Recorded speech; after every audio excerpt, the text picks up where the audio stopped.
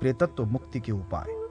गरुड़ जी ने कहा, हे मधुसूदन, जिस दान या सत्कर्म से प्राणी की प्रेत योनि छूट जाती है उसे बताने की कृपा करें। इसके ज्ञान से लोगों का बड़ा कल्याण होगा। श्री कृष्ण ने कहा, हे पक्षीराज सुनो, मैं तुम्हें समस्त अमंगलों को विनष्ट करने वाले दान को बता रहा हूं। शुद्ध स्वर्ण का घट बनाकर ब्रह्मा, विष्णु, शिव तथा लोकपालों सहित उसकी पूजा कर दुग्ध और घृत से परिपूर्ण उस घट को सुपात्र ब्राह्मण को दान में देने से प्रेतत्व से मुक्ति मिल जाती है। हे गरुड़, पुत्रहीन व्यक्ति की सद्गति नहीं होती, अतः यथा विधान पुत्र उत्पन्न करना चाहिए। मृत व्यक्ति को गोबर से लीपी गई मंडलाकार भूमि में स्थापित करना चाहिए। भूमि गोबर से लीपने पर पवित्र हो जाती है तथा मंडल का निर्माण करने से उस स्थान पर देवताओं का वास हो जाता है। ऐसे ही मृत व्यक्ति के नीचे तिल और कुश बिछाने से जीव को उत्तम गति की प्राप्ति होती है तथा साथ ही मृत व्यक्ति के मुंह में पंचरत्न डालने से जीव को शुभ गति मिलती है। हे तार्क्ष, तिल मेरे पसीने से उत्पन्न है, इसलिए वे सदा पवित्र हैं। इस प्रकार कुश की उत्पत्ति मेरे रोम से हुई है। कुश युक्त भूमि अपने ऊपर विद्यमान मृत जीव को निःसंदेह स्वर्ग पहुंचा देती है। कुश में ब्रह्मा, विष्णु तथा शिव ये तीनों देव प्रतिष्ठित रहते हैं। हे पक्षीराज, ब्राह्मण, मंत्र, कुश, अग्नि तथा तुलसी ये बार बार प्रयोग में लाए जाने पर भी पर्युषित बासी नहीं होते। इसी तरह विष्णु, एकादशी व्रत, भगवद गीता, तुलसी, ब्राह्मण तथा गौ ये 6 इस संसार सागर से मुक्ति दिलाने वाले हैं। इसलिए हे गरुड़, तिल, कुश और तुलसी ये आतुर व्यक्ति की दुर्गति को रोककर उसे सद्गति दिलाते हैं। आतुर काल में दान की भी विशेष महिमा है। भगवान विष्णु की देह से लवण का प्रादुर्भाव हुआ है, अतः आतुर काल में लवण दान करने से भी जीव की दुर्गति नहीं होती। दान धर्म की महिमा, आतुर काल के दान का वैशिष्ट, वैतरणी गोदान की महिमा। श्री कृष्ण ने कहा, हे तार्क्ष, देवताओं के लिए परम गोपनीय दानों में उत्तम तथा सभी दानों में श्रेष्ठ दान को सुनो। हे गरुड़, रूई का दान सभी दानों में उत्तम तथा महान है। उसका दान मनुष्य को अवश्य करना चाहिए। उसके दान से भू, भुवः, स्व अर्थात पृथ्वी, अंतरिक्ष और स्वर्ग ये तीनों लोक प्रसन्न हो जाते हैं। इस कार्य से ब्रह्मा आदि सभी देवों को प्रसन्नता होती है। प्रेत का उद्धार करने के लिए इस महादान को करना चाहिए। ऐसे महादान का दाता चिरकाल तक रुद्र लोक में रहता है। तदनंतर इस लोक में जन्म लेकर रूप संपन्न, सौभाग्यशाली, वाक्चतुर, लक्ष्मीवान और अप्रतिहत पराक्रमी राजा होता है। अपने सुकृतों से यमलोक को जीतकर वह स्वर्ग लोक में जाता है। जो प्राणी ब्राह्मण को गौ, तिल, भूमि तथा स्वर्ण का दान देता है, उसके जन्म जन्मार्जित सभी पाप उसी क्षण विनष्ट हो जाते हैं। तिल और गौ का दान महादान है। इसमें महापापों को नाश करने की शक्ति होती है। ये दोनों दान केवल विप्र को देने चाहिए, अन्य वर्णों को नहीं। दान के रूप में संकल्पित तिल, गौ तथा पृथ्वी आदि द्रव्य अपने पोष्य वर्ग एवं ब्राह्मणेतर वर्ण को न दें। पोष्य वर्ग और स्त्री जाति को असंकल्पित वस्तु दान में देनी चाहिए। रुग्णावस्था में अथवा सूर्य एवं चंद्र ग्रहण के अवसर पर दिए गए दान विशेष महत्व रखते हैं। रोगी के लिए जो दान दिया जाता है वह उसके लिए तत्काल यथोचित फल देने वाला होता है। यदि रोगी दान देने के बाद रोग मुक्त होकर पुनः जीवन प्राप्त कर लेता है तो उसके निमित्त दिया गया दान निश्चित ही उसे प्राप्त होता है। विकलेंद्रिय की विकलांगता को नष्ट करने के लिए जो दान दिया जाता है वह दान भी अवश्य ही यथा योग्य फलदायक होता है। जिस दान का पुत्र अनुमोदन करता है उस दान का फल अनंत होता है। अतः उसके सगे संबंधी अथवा पुत्र को तब तक दान देना चाहिए जब तक उसका आतुर संबंधी या पिता जीवित हो, क्योंकि अतिवाहिक प्रेत उसका भोग करता है। स्वस्थ अवस्था में आतुर काल में देहपात हो जाने पर पृथ्वी पर पड़े रहने की स्थिति में दिया गया दान अतिवाहिक शरीर के लिए प्रीतिकारक होता है। लंगड़े, अंधे, काने और अर्ध निमिलित नेत्र वाले रोगी के लिए तिल के ऊपर कुश बिछाकर उसके ऊपर आतुर को लिटाकर दिया गया दान उत्तम और अक्षय होता है। तिल, लौह, स्वर्ण, रुई, नमक, सप्तधान्य, भूमि तथा गौ ये एक से बढ़कर एक पवित्र माने गए हैं। लौह दान से यमराज और तिल दान से धर्मराज संतुष्ट होते हैं। नमक का दान करने पर प्राणी को यमराज से भय नहीं रह जाता। रुई का दान देने पर भूत योनि से भय नहीं रहता। दान में दी गई गायें मनुष्य को त्रिविध पापों से निर्मुक्त करती है। स्वर्ण दान से दाता को स्वर्ग का सुख प्राप्त होता है। भूमि दान से दाता राजा होता है। स्वर्ण और भूमि इन दोनों का दान देने से प्राणी को नरक में किसी प्रकार की पीड़ा नहीं होती। यमलोक में जितने भी यमराज के दूत हैं वे सभी उसी यम के समान ही महाभयंकर हैं। सप्तधान्य का दान देने से वे प्रसन्न होकर दानदाताओं के लिए वरदाता बन जाते हैं। हे गरुड़, भगवान विष्णु का स्मरण मात्र करने से प्राणी को परम गति प्राप्त होती है। मनुष्य जो गति प्राप्त करता है वह सब मैंने तुम्हें बता दिया। पिता की आज्ञा से जो पुत्र दान देता है उसकी सभी प्रशंसा करते हैं। भूमि पर सुलाए गए मरणासन्न पिता के उद्देश्य से जो पुत्र सभी प्रकार का दान देता है वह पुत्र कुल नंदन है। उसके द्वारा दिया गया दान गया तीर्थ में किए गए श्राद्ध से भी बढ़कर है। वह पुत्र अपने कुल को आनंदित करने वाला होता है। जिस समय अपने लोक को छोड़कर बेचैन पिता की परलोक यात्रा का काल समीप हो उस समय पुत्रों को प्रयत्न पूर्वक दान देना चाहिए, क्योंकि वे ही दान पिता को पार करते हैं। पुत्र को पिता की अंत्येष्टि क्रिया अवश्य संपन्न करनी चाहिए। इतना करने मात्र से अन्य सभी बहुविध दानों का फल प्राप्त हो जाता है, क्योंकि अश्वमेघ जैसा महायज्ञ भी इस पुण्य के 16वें अंश की क्षमता नहीं रखता। पृथ्वी पर पड़े हुए आतुर पिता से जो धर्मात्मा पुत्र दान दिलाता है उसकी पूजा देवता भी करते हैं। लौह का दान करने वाला दाता महाभयानक आकृति वाले यमराज के निकट हो जाता है और न तो नारकीय लोक को ही प्राप्त करता है। पापियों को भयभीत करने के लिए यमराज के हाथों में कुठार, मूसल, दंड, खड्ग और छुरिका रहती है। इसलिए प्राणी को चाहिए कि वह ब्राह्मण को लौह दान दे। यह दान यमराज के आयुधों की संतुष्टि के लिए कहा गया है। गर्भस्थ प्राणी, शिशु, युवा और वृद्ध ये जो भी हैं इन दानों से अपने समस्त पापों को जला देते हैं। श्याम एवं शबल वर्ण के षंड तथा मर्क और गूलर के सदृश मांसल, हाथ में छुरी धारण करने वाले काले चितकबरे यम के दूत लौह दान से प्रसन्न होते हैं। यदि पुत्र, पौत्र, बंधु बांधव, सगोत्री और मित्र अपने रोगी के लिए दान नहीं देते तो वे ब्रह्महंता के समान ही पापी हैं। हे पक्षेंद्र, भूमि पर स्थित प्राणी की मृत्यु हो जाने पर उसकी क्या गति होती है इसे सुनो। अतिवाहिक शरीर वाला प्रेत वर्ष समाप्त होने के पश्चात पुनः पुण्य का लाभ प्राप्त करता है। इस संसार में 3 अग्नि, 3 लोक, 3 वेद, 3 देवता, 3 काल, 3 संधियां, 3 वर्ण तथा 3 शक्तियां मानी गई हैं।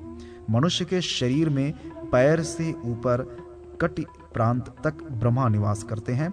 नाभि से लेकर ग्रीवा भाग तक हरि का वास रहता है और उसके ऊपर मुख से लेकर मस्तक तक व्यक्त तथा अव्यक्त स्वरूप वाले महादेव शिव का निवास है।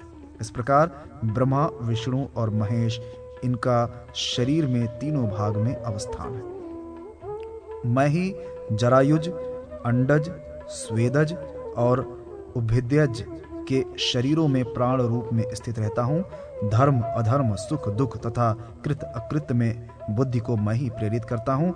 मैं ही स्वयं प्राणी की बुद्धि में बैठकर पूर्व कर्म के अनुसार उसको फल प्रदान करता हूँ। प्राणियों को मैं ही कर्म से प्रेरित करता हूँ। उसी के अनुसार प्राणी निश्चित ही स्वर्ग, नरक और मोक्ष प्राप्त करता है। स्वर्ग अथवा नरक में गए हुए प्राणी की तृप्ति श्राद्ध के द्वारा होती है। इसलिए विद्वान व्यक्ति को तीनों प्रकार का श्राद्ध करना चाहिए। मत्स्य, कूर्म, वराह, नारसिंह, वामन, परशुराम, श्री राम, कृष्ण, बुद्ध और कल की ये 10 नाम सदैव मनीषियों के लिए स्मरण करने योग्य हैं।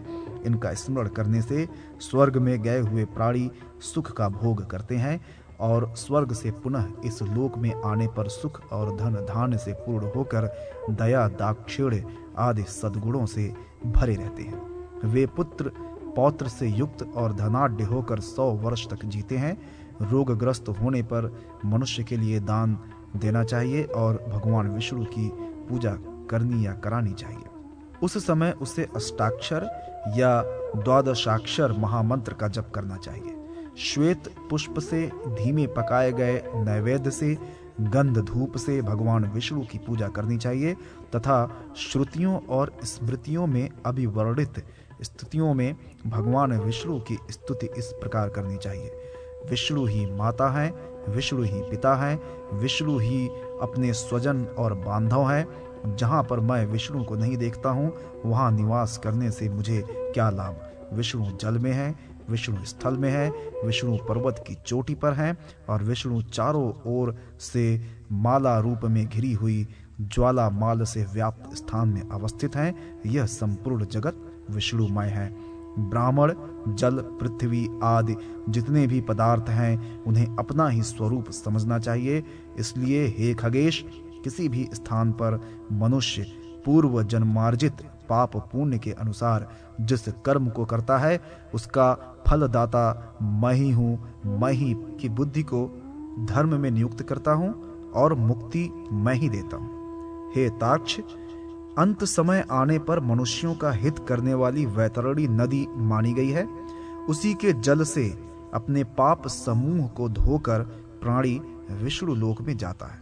बाल्यावस्था का जो पाप है, कुमारावस्था में जो पाप हुआ है, यौवनावस्था का जो पाप है और जन्म जन्मांतर में समस्त अवस्थाओं के बीच भी जो पाप किया गया है, रात्रि, प्रातः, मध्याह्न, अपराह्न तथा दोनों संध्याओं के मध्य मन, वाणी और कर्म से जो पाप हुआ है, उन सभी पापों के समूह से प्राणी अपना उद्धार अंतिम क्षण में सर्व मनोकामनाओं को सिद्ध करने वाली एक भी श्रेष्ठतमा कपिला गौ का दान देकर कर सकता है। गोदान करते समय परमात्मा से ऐसी प्रार्थना करनी चाहिए, परमात्मन, गायें ही मेरे आगे रहें, गायें ही मेरे पीछे और पार्श्व भाग में रहें, गायें ही मेरे हृदय में निवास करें। मैं गायों के बीच में ही रहूं, जो सभी प्राणियों की लक्ष्मी स्वरूपा हैं, जो देवताओं में प्रतिष्ठित हैं। वे गौरूपिणी देवी मेरे विनष्ट करें। और्ध्वदैहिक क्रिया में विहित पद आदि विविध दानों का फल तथा जीव को प्राप्त देह के स्वरूप का वर्णन। श्री विष्णु जी ने कहा, हे गरुड़, जो मनुष्य पापाचार में लगे हुए हैं वे यमलोक को जाते हैं। यदि मुझको साक्षी बनाकर मनुष्य के द्वारा दान दिया जाता है तो वह अनंत फलदायी होता है। भूमि दान देने वाला प्राणी दान में दी गई भूमि के रज कणों की जितनी संख्या होती है उतने वर्षों तक स्वर्ग में निवास करता है। जो जूते का दान देते हैं, घोर यम मार्ग में वे घोड़े पर सवार होकर चलते हैं। छत्र दान करने से प्रेत यमलोक में कहीं पर भी धूप में नहीं जलते, वे सुख पूर्वक अपने पथ में चलते चले जाते हैं। जिसके उद्देश्य से मनुष्य जो अन्न दान देता है उससे वह संतृप्त हो जाता है। यमलोक के महापथ में एक ऐसा भी स्थान है जहाँ घनघोर अंधकार है, वहाँ कुछ भी दिखाई नहीं देता, किंतु दीप दान देने से मनुष्य उस मार्ग में प्रकाश से युक्त प्राणी के समान हो जाते हैं। अश्विन, कार्तिक तथा माघ मास, मृत तिथि और चतुर्दशी तिथि में दिया गया दान सुखकारक होता है।